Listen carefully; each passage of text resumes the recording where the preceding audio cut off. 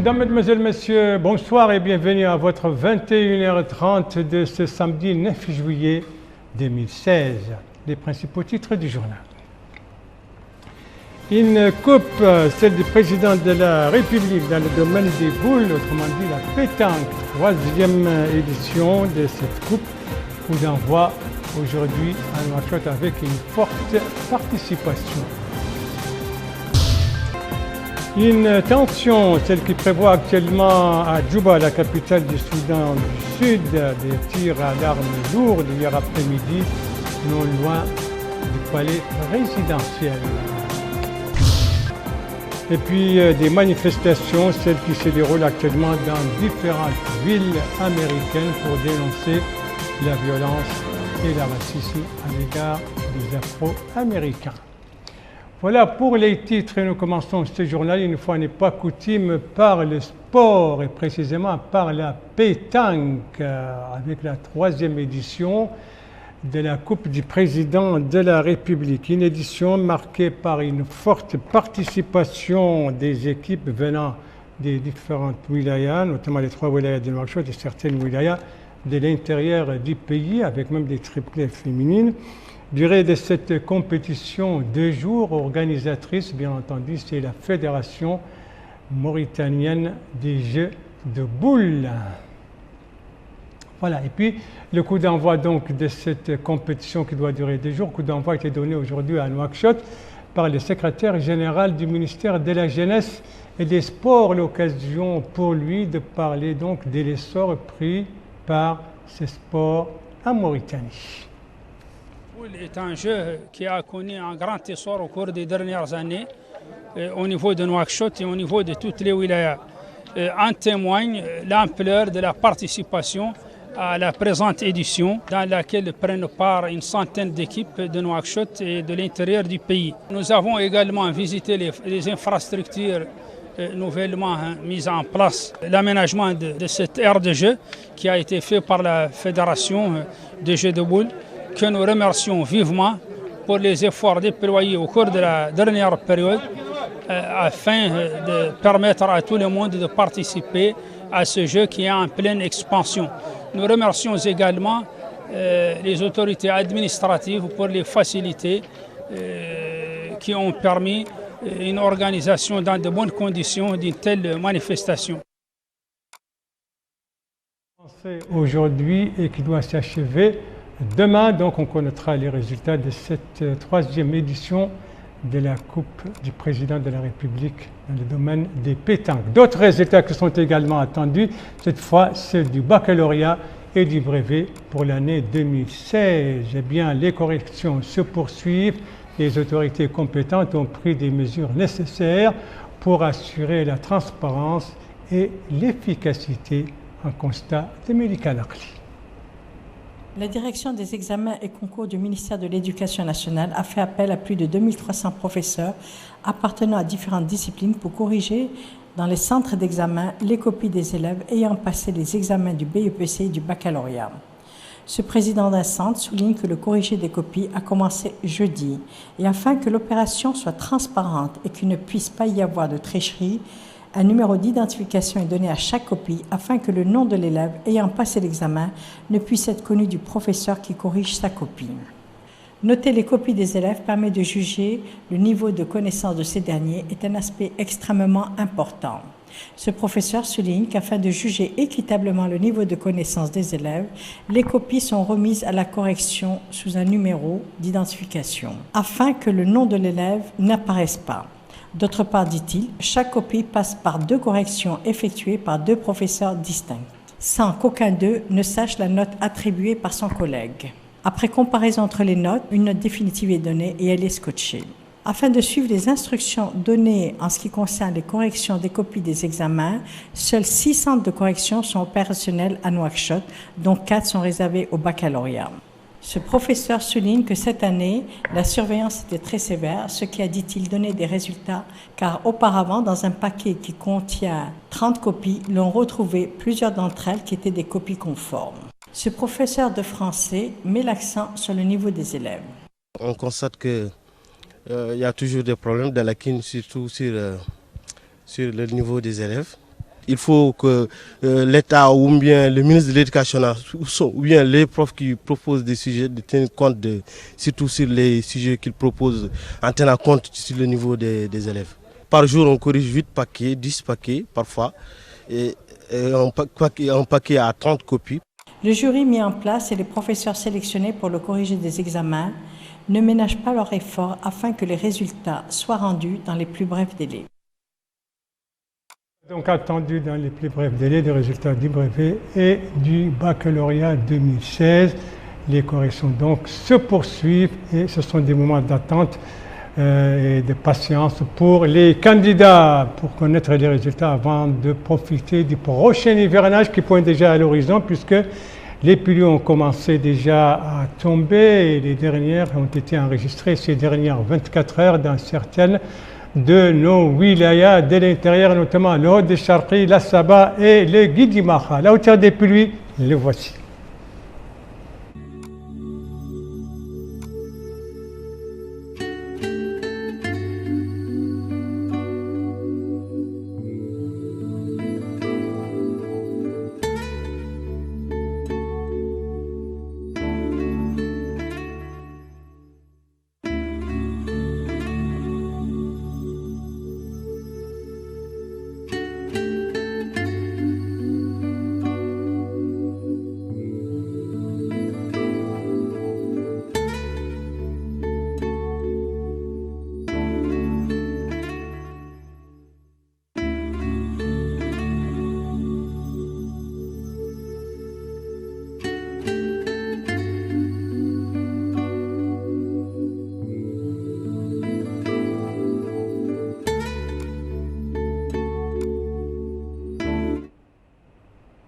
Voilà donc pour les dernières pluies enregistrées ces dernières 24 heures au Haut de Charqi, en Assaba et dans le Guidi Maha, pas dans la wilaya d'Akhet Nouadhibou, et pourtant là-bas les agriculteurs demandent une augmentation des quantités d'eau, particulièrement ceux qui travaillent dans le périmètre agricole de la commune de Boulenoir, un projet donc de maraîchage.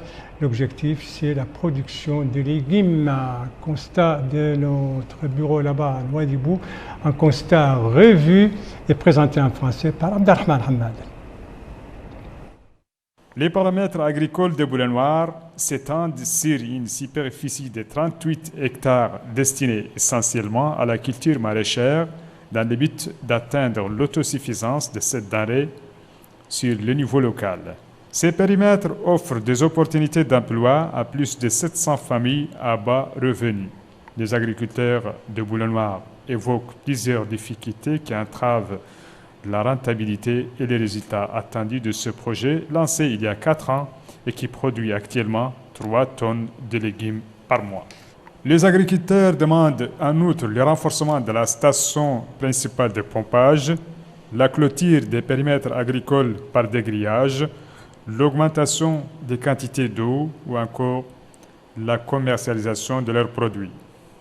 La satisfaction de ces doléances, que les agriculteurs de Boulenoir qualifient de prioritaires, va contribuer à la promotion de l'agriculture, à la réalisation de la sécurité alimentaire tant sur le niveau local que national et évidemment aura des retombées positives sur les conditions de vie des agriculteurs et de leurs familles.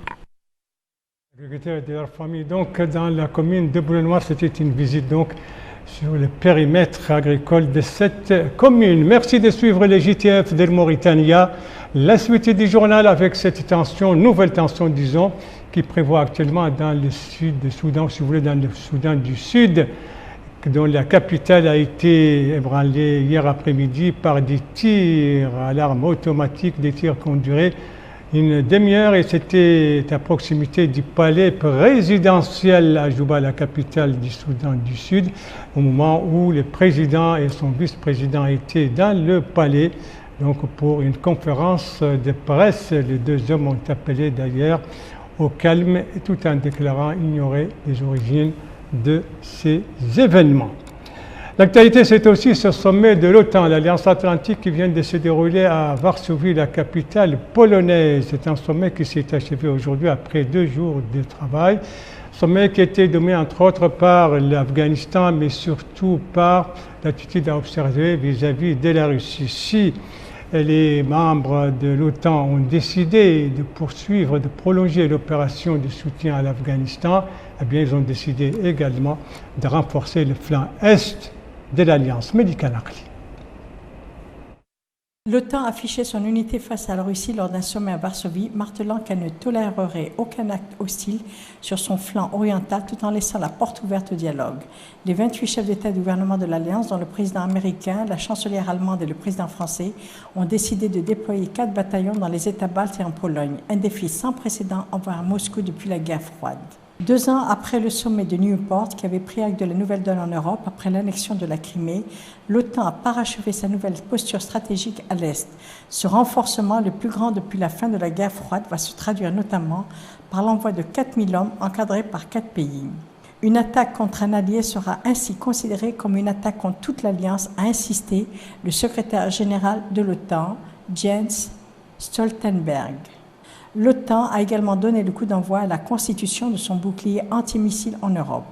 Les installations américaines basées en Turquie, en Roumanie et en Espagne sont maintenant en mesure de fonctionner sous un commandement de l'OTAN et un contrôle de l'OTAN, a annoncé Stoltenberg.